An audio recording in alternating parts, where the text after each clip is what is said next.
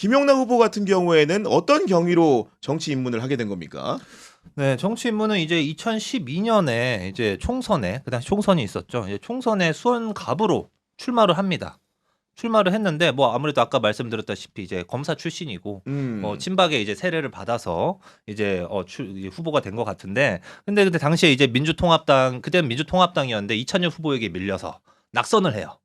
낙선을 했는데 그 다음에 이제 법무법인 1호를 이제 개업을 해서 그쪽에 이제 대표 변호사로 이제 활동을 하다가 그러다가 이제 2014년에 이제 아까 말씀드렸다시피 재보궐 선거에서 다시 수원에 출마해서 손학규를 꺾고 당선이 되는데 그렇죠. 여기서 약간 전 놀라운 지점이 뭐냐면은 2014년에 이분이 선거를 사실 2번 치릅니다. 2014년에 본인이 당선이 된 거는 이제 국회의원 재보궐 선거고 그렇죠. 그 전에 이제 지방선거 있잖아요.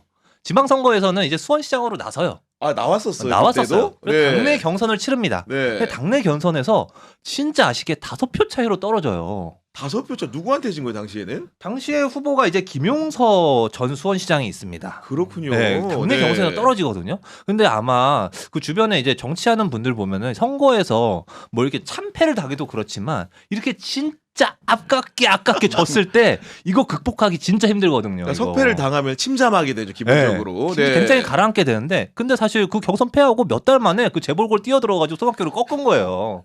이분의 멘탈이 장난 아닙니다, 사실. 아, 멘탈 갑이라는 생각이 거듭 드는데 이분이 멘탈 갑이라는 거는 이번 지방선거는 민주당으로 치르지만 지난 지방선거 2020년에는 국민의힘 후보로 수원시장 선거에 나섰던 거죠. 그렇습니다. 그때도 석패한 거 아니겠습니까? 네, 그때도 굉장히 근소한 차이로 졌어요. 그때는 후보가 된 거고. 네, 후보가 국민의힘에, 됐죠. 네. 당의 국민의힘 후보로 나와서 그때도 보면은 그 이재준 더불어민주당 후보하고 했을 때 3,000표 차이가 안 납니다. 야, 늘 이렇게 석패를 하는구나. 네, 진짜 어떻게 아슬아슬해요. 하냐. 그러니까 네. 이번에도 지금 되게 아슬아슬하지 않습니까? 평택을이. 여론조사도 너무나 붙어 있기 때문에 네. 1, 2등이. 네. 이분은 그러니까 항상 험지만 다니고 있고 사실 어떻게 보면 그래서 맷집은 굉장히 단련이 돼 있는 상태다. 이렇게 평가할 수 있죠. 아, 맷집은 단련돼 있다 이런 평가인 거고. 그리고 당에서도 대변인을 해서 기자들하고도 스킨십이 참 많을 것 같은데 뭐 전해지는 얘기나 경험한 게 좀 있습니까? 지금도 이제 후보로 공천을 받은 상태이신데도 그 출입 기자들 전화를 잘 받는다고 그렇게 소문이 많이 나 있더라고요. 역시 김용남. 네. 근데 이제 뭐 사실 저는 개인적으로 접점은 그렇게 많지는 않고 이제 개혁신당에 계실 때 이제 뭐 정책 공약 발표라든지 뭐 이런 기자회견 같은 거에 많이 참석을 해서 뭐 여쭤보면 그럴 때마다 항상 그 정책적인 부분에 있어서 꼼꼼하게 잘 답변을 정책위 해주시고. 의장을 또 했잖아요. 보면. 네, 맞습니다. 네. 기자들한테 그렇게 상냥하게 답변을 늘 해줘요? 본인도 그런 경험이 있습니까? 어떻습니까? 뭐 상냥한 건 아니고요. 네. 뭐 이제 잘 답변을 해주신다. 뭐 그 정도로. 아니 저도 외견상으로 방송도 같이 해보고 대기실에 사담도 나눠봤는데 얼굴 자체가 그렇게 순한 인상은 아니에요. 자세히 뜯어보면은 그 검사 출신이라는 게 느껴질 정도로 약간 이렇게 날렵함이라든가 강력한 면모들이 있는데 방송에서 워낙 우상으로 나오다 보니까 그런 평가를 좀 대중적인 이미지가 형성이 된 것 같고 이분 같은 경우에는 언론도 이렇게 잘 이용하는 것처럼 방송을 이용할 줄 아는 가장 최적화된 정치인이라는 평가를 할 수밖에 없는데 그 손학규를 꺾은 배경 같은 경우에도 인지도가 손학규 못지 않았던 게 당시에 변호사 생활을 하면서 종편 같은 방송에 무지하게 많이 나와가지고 인지도를 끌어올렸기 때문에 손학규랑 경쟁에서도 대등하게 싸워서 이길 수 있었다. 이런 평가를 좀 내릴 수가 있을 것 같습니다. 그리고 이제 친박계라고 이제 말씀을 해주셨는데 박근혜 대선 때 같은 경우에는 수원 지역에서 공동선대위원장도 맡았고 그런 경험이 있다 보니까 윤석열이 대선을 치를 때도 공보특보를 하면서 여러 가지 역할을 했는데 그때 무슨 손가락 발언으로 이제 논란이 된 적이 있었어요? 네, 이것도 이분을 계속 따라다니면서 괴롭히는 것 같은데 이 윤석열 후보가 그 당시에 이 유명한 논란 있지 않습니까? 손가락에 펴보니까 이제 왕자가 왕자. 새겨져 있는. 네. 그래서 저것이 과연 무엇이냐, 무속이냐, 무엇이냐 했는데 그 당시에 이제 그거 가지고 이제 김용남 후보 같은 경우에 당시에 캠프 대변인이었으니까 여기저기 불려다니면서 해명을 하러 다녔어요. 해명을 하러 다니는 와중에 이제 그 MBC의 김종배 시선집중 거기에 나가서 이제 해명을 하는 자리에서 우리 김종배 앵커한테 걸렸구나. 김종배 앵커가 물어본 거예요. 되게 날카로운 질문입니다. 아니 요새 그때 당시 코로나 시기잖아요. 코로나라서 이제 알코올로 손도 이렇게 많이 씻고 하지 않냐. 근데 왜 그게 알코올로 씻는데도 안 지워지고 그렇게 남아 있다는 것은 그러니까 그 뜻은 이거죠. 계속 누군가 써주거나 아니면 본인이 쓰고는 계속 지워줘도 쓰고 하는 거 아니냐라는 질문을 했더니 이제 김용남 후보가 이제 명언을 남깁니다. 손가락 위주로 씻나 보죠. 아니, 지금 들어도 네. 너무나 황당한 개변에 가깝죠. 솔직히 그 얘기는. 근데 네. 그 당시에 방송을 보니까 저도 오랜만에 찾아봤는데 네. 김용남 후보가 이 보이는 라디오로 보니까 그 얘기를 하면서 마이크에서 좀 떨어져가지고 엄청 웃어요 본인이. 아, 농반 진반으로 한 얘기였다. 완전히 농담인 거죠. 완전 본인. 농담? 농담. 네. 그리고 나중에 수레한 걸 보니까 뭐 자기도 그때 이미 너무 질린 상태였대요 윤석열한테. 그래서 아유, 이미 그런 이 양반 얘기가 하면서, 네, 네. 농담으로 나왔던 거죠 사실. 그 윤석열과의 관계 속에서 이런 재미있는 에피소드도 하나가 발화가 된 거고, 그러면은 개혁신당도 갔다 왔으니까 이준석 대표랑은 어떤 관계인 겁니까?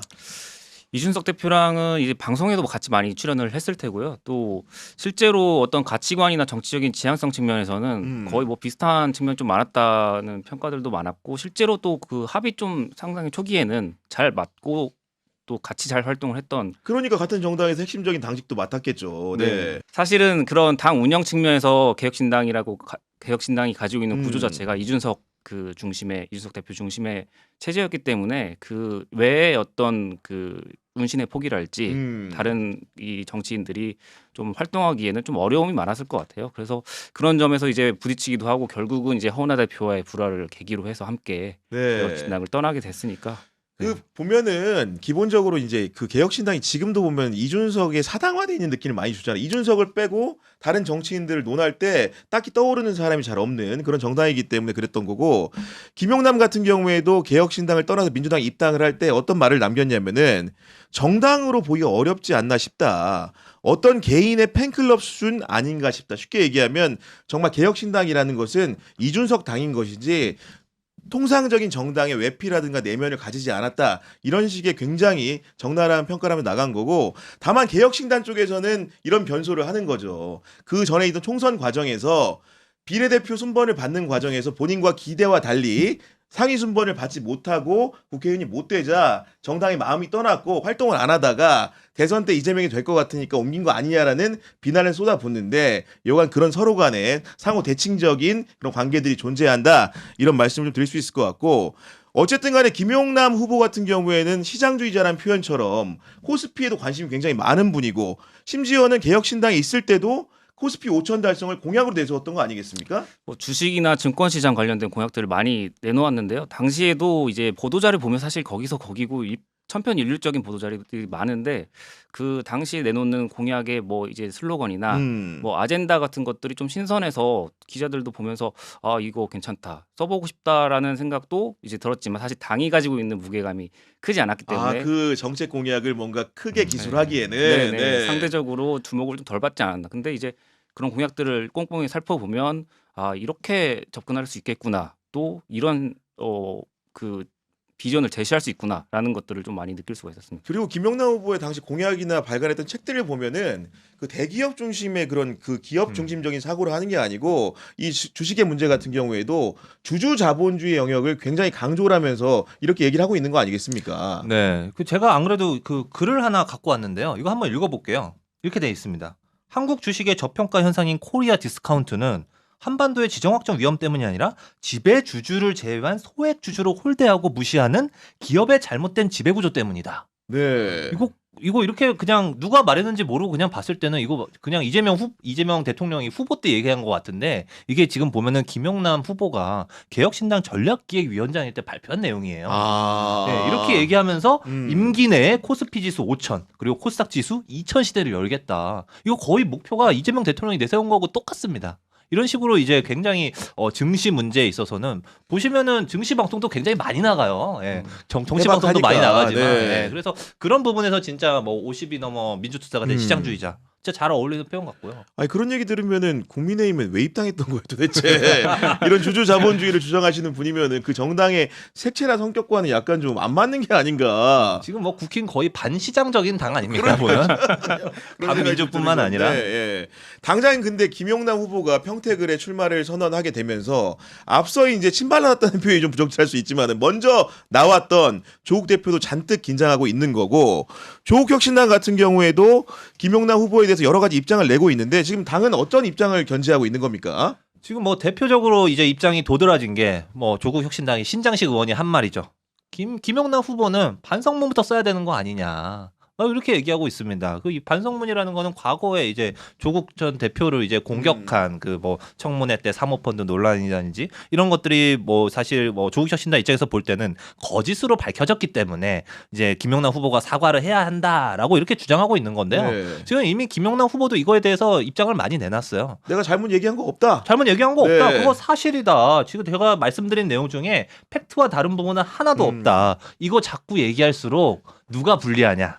야 이거 한번 해보자. 약간 이런 기세를 보이고 있어서 그거는 약간 김용남 후보가 하는 말도 일리가 있는 것 같습니다. 이거 계속 얘기했을 때 과연 누가 유리하고 불리할까요? 근데 그 문제는 그런데 조국 혁신당에서 이제 포문을 열고 지도부 같은 경우에도 지금 얘기를 공개적인 석상에서 하게 되는데 김용남의 그런 조국 공격뿐만이 아니고 국민의힘에 복무할 때 다양한 현안과 관련된 발언들 같은 경우에는 민주당과는 결이 다른 것들이 많았기 때문에 그런 부분들의 공세에 대해서 김용남 후보가 정면 승부를 할 수 있을 것인지 회피형 전략을 택할 것인지 굉장히 주목되는 상황인 거고 왜 이 부분이 주목되냐 하면은 기본적으로 평택을 선거 양상이 어떤 방식으로 전개될지는 모르겠으나 범민주 진영의 후보들끼리 단일화를 해야 되지 않느냐는 그 요구들이 있기 때문에 이 부분을 얘기를 하게 되는 겁니다. 보면은요. 공통적으로 이제 출입 기자들 얘기를 좀 들어오면 본인의 의지는 좀 강하다고 하더라고요. 그 이제 뭐 단일화는 네. 없이 끝까지 한번 가보겠다. 김용남 혼자 자력으로 완주하겠다. 그런 의지가 일단 지금 상태로서는 네. 강한 상태이고요. 근데 이제 뭐 얘기를 들어보면 뭐 아예 여지가 없지는 않은 것 같고요. 그렇겠죠. 네. 이게 하다 보면 지금 워낙 선거 구도 자체가 민주당 진보 진영이 좀 우세한 좀 맞아요. 네. 판세가 좀 그려지고 있기 때문에 이게 좀 시간이 지나서 선거가 가까워질수록 표의 결집에 따라서 만약에 국민의힘과의 격차가 김용남 후보가 생각하는 것처럼 많이 벌어진다. 그러면 이제 본인이 자력으로 한번 도전을 그렇겠죠. 해보려고 네. 할 테고 아니면은 뭐 이제 그런 여지도 조금은 남겨두고 있지 않을까. 아니 말씀대로 지금 보면은 여론조사 2개 정도 나왔는데 하나는 KSOI 조사가 나왔고 하나는 여론조사 꼬세 조사가 나왔는데 뭐 1, 2위가 너무나 이제 공고한 상황이고 3위와의 격차를 벌리고 있는 상황이기 때문에 이런 상황들이 5월 말까지 계속 이어진다고 한다면은 1, 2위 후보가 굳이 포기할 필요가 없는 상황이 되는 거고 다만 유이동 후보가 여러 가지 요인들을 통해서 상승할 경우에는 붙게 되고 2위로 가게 된다면 당연히 단일화를 고민할 수밖에 없지 않을까. 아마도 당시 이후의 정세가 단일화는 결정하지 않을까 이런 생각을 좀 하게 되는 건데 여기에는 또 보면은요. 진보당의 김재현 후보도 출마해 있기 때문에 그 굉장히 주목이 되는 바가 있고 진보당의 선거라는 것은 민주당과의 선거 연대라는 것이 지역 연대뿐만이 아니고 여러 기타 지역과의 그런 동반적인 연대가 거론되기 있기 때문에 이것도 변수 중에 하나로 작동하지 않겠습니까? 네, 지금 말씀하신 동반연대라는 게 사실 우리 그 김상우 후보가 출마한 저 울산시장 선거와도 관련 있지 않겠습니까? 거기 네. 지금 보면은 울산의 그 진보당 김종훈 후보가 뭐 지지율 격차는 여론조사 상으로는 굉장히 많이 나긴 합니다. 현재로서는. 근데 이제 그쪽도 이제 김상우 후보는 굉장히 단일화를 계속 요청하는 입장이고 네. 그래서 이제 울산과 그리고 평택을 이렇게 연계해서 보는 시각들이 좀 있는데 저는 좀 약간 여기서 궁금하더라고요. 이게 과연 연계해서 생각할 수 있는 문제인가? 이게 사실 그렇잖아요. 뭐 하나를 내주고 하나를 받을 거야? 약간 그게 사실 계산이 성립하기 굉장히 어려운 문제이기 때문에 둘 다 1등이 민주당이잖아요. 네, 지금 그리고 여론조사. 민주당이 네. 앞서고 있고 그리고 진보당 같은 경우에는 옛날에 과거부터 보면은 이제 지금 진보당 주류를 이루고 있는 계파들의 가장 강력한 특성이 하나 있습니다. 바로 이 비판적 지지. 라는 그 전통이 있거든요. 비지. 네, 예. 비지론 옛날에 비지론이라고 그랬죠. 그래서 비지론을 봤을 때 민주당이 지금처럼 뭐 여론조사 꽃이나 여러 가지 여론조사에 나오는 것처럼 민주당의 기세가 강하다라고 하면은 진보당 내에서 이견이 또 분출할 수 있죠. 근데 저는 궁금한 게 사실 진보당의 그런 정치적인 색채라든가 공약들을 봤을 때는 조국 혁신당하고 닮아 있는 부분이 상사성이 더 많은 것 같은데 지금 조국 혁신당의 조국 후보가 갑자기 출마 선언을 하면서 김재현 후보는 약간 좀 이렇게 어긋난 상황이고 그러면 김용남 후보에 대해서는 나름대로의 또 이제 민주당 후보를 어쨌든 내긴 낸 상황인데 그리고 연대 부분들을 생각을 했을 때 진보당이 민주당과 이제 따로 각계로 이렇게 연대할 수 있는 가능성도 있다고 보십니까? 어떻습니까?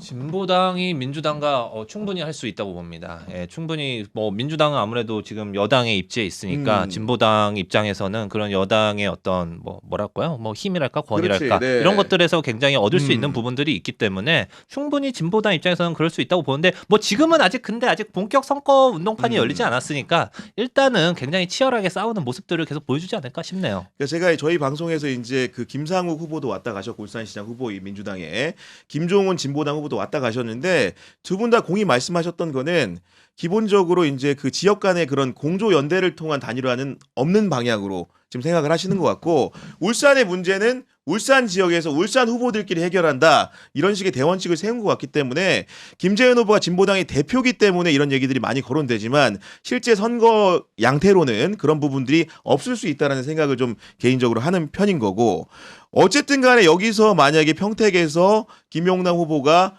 승리를 한다고 한다면 정치적 책임이라는 것은 많이 올라가게 되는 거잖아요.